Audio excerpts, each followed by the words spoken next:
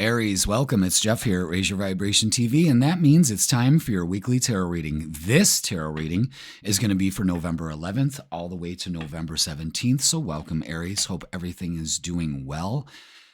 This week is going to have a few energy shifts, so let's get prepared for that.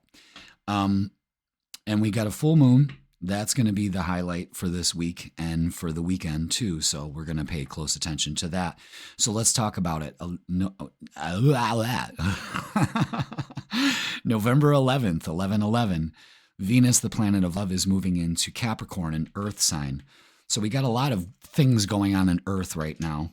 We had fire last week, a couple weeks into November, starting off with that fire energy. Now we're getting down to the more stable, practical energy. See how that kind of fits? You know, we had this push of fire energy, and now we're moving into a more settled in, grounded, practical approach. Okay? So Venus is moving into Capricorn, and that could be really focusing on long-term relationships, stable relationships, wanting a stable relationship in your life. You know, it could be also become very frustrated with relationships too. The downside of that is a frustration. It doesn't want to take its time. And I always tell Capricorn, slow and steady wins the race. And it kind of is with this also. Okay.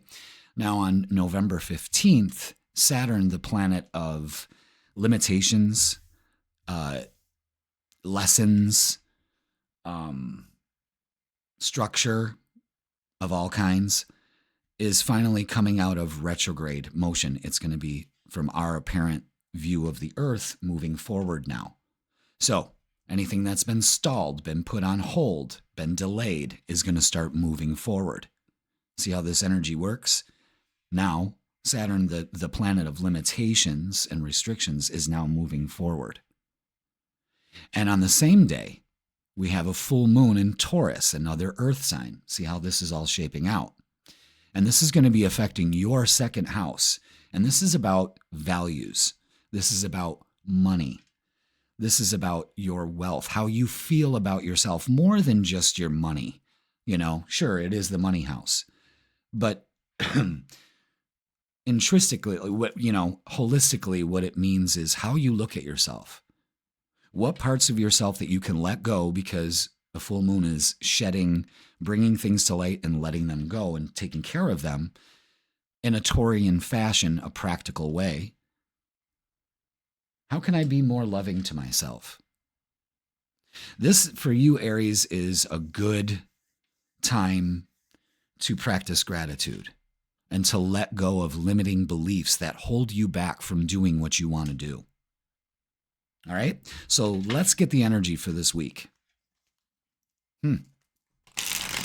You're a fire sign, so you're still in, you're always in that moving forward motion. So you're going to be prompted to work on, how do I feel about myself? What is holding me back? What are my beliefs? When I look in the mirror, am I seeing that person that I know is inside of me? That was it. Ooh, sorry. Ooh, I knocked over Archangel Michael. Sorry there. Where was I? Oh, Jesus. All right. I knew I had to cut these. Hold on a second. Let me gain my thoughts. This energy feels a little chaotic for you. All right, there we go. All right, what else do we have for Aries before I continue? Anything else? There we go.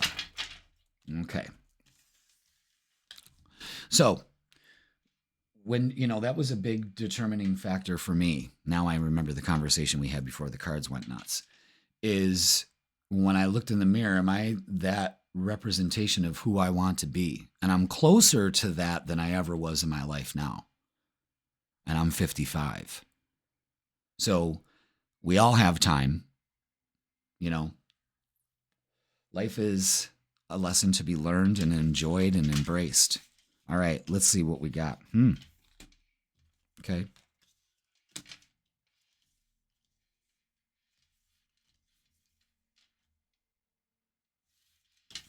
All right. So for you, the focal point this week is about balance. So if you are feeling out of balance, this full moon is going to help you see what is causing the imbalance, okay? What we need to work on is the 5 of Cups, feeling disappointed, shoulda, woulda, coulda energy. 2 of Swords, that's got you indecisive, feeling at a stalemate. That's not balance. That's just giving up. I don't know which decision to make. I'm still stuck in this shoulda, woulda, coulda. Maybe that's what you need to release. But it's all focusing on balance. And you achieve balance by saying you are balanced. Thank you for my balanced life. Thank you for my healthy, balanced attitude I have towards myself. Stuff like that. The outcome is the King of Wands, making that change. 8 of Pentacles is putting in the work, but also learning a new skill. It's balancing out how to learn how to deal with this frustration, this stagnant energy. Is learning something new, taking the initiative, something you can do easily with the King of Wands, but this is actually like taking care of yourself also, and taking care of the things that bring balance to your life. Interesting. All right, let's get some oracles. This is pretty cool. You know, a lot of you are still maybe stuck in the past, and you realize that that's what's holding you personally back, your second house issues, and you decide to work on letting that go. We're doing some shadow work is perfect around the full moon. Letting that go, taking off the blindfold. Realizing that you create your reality based on where you focus. If you focus on imbalance, you stay in this energy. If you focus on balance, you make great gains, great gains. Ace of Cups. This is self-care, putting in the work, learning some new techniques on how to better yourself. And material harvest, it pays off. Damn. 8 plus 1 is 9. So if you work on the shadow work, boom, it pays off. See that? Interesting. All right, let's get some more oracles and see what they add to this. So Aries, this looks like a time to, get out of this stuck mentality. Some of you may be stuck in the past, and that's understandable. But wow, those 3 just came right out just like that. And work on that, find balance. Okay, now let's work on some chakras. I have a chakra balancing meditation at the end of every video.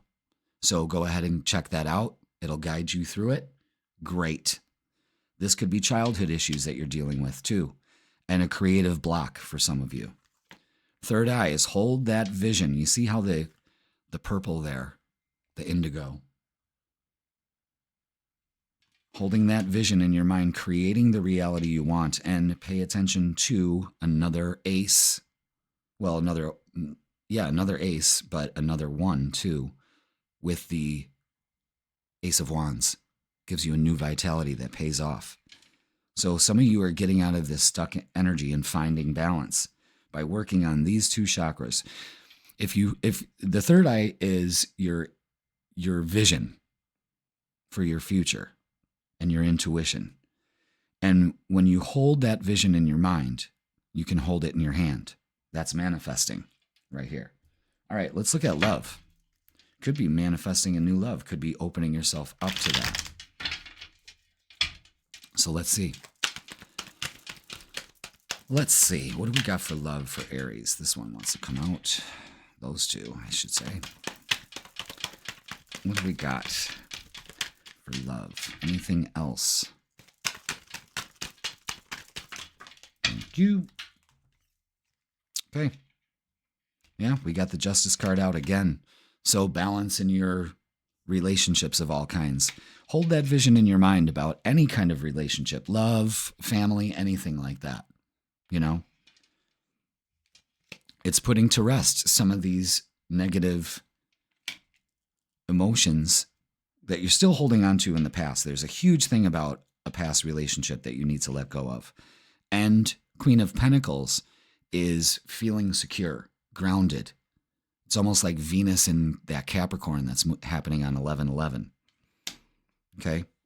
And we've got 2 threes here. The 3 of Cups, so you could it's either somebody in a work group or a friend group, and 3 of Pentacles is recognition. Someone's noticing you because you're acting confident. You might be in the process of letting this issue go. And it makes you shine, and people are attracted to that. All right, let's get some messages of love.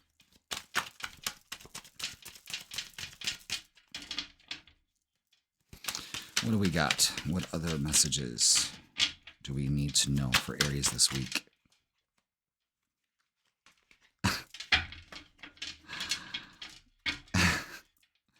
Come on. All right. Anything else? Okay. Lesson. This person is in your life to teach you a spiritual lesson. Okay. So maybe that's what you need to let go of. Okay, I learned my lesson. I'm moving on, and things balance out for you. And then you feel so much lighter when you do. Boundaries, firm boundaries are needed now. That will bring balance. Maybe you're doing too much for everybody else and not enough for yourself. Again, that self-care with that second house full moon is bringing to light. Maybe I'm stuck because I just do too much for everybody else. I've got to, it's got to be reciprocating energy. And true love, this love is emotional, physical, and unconditional.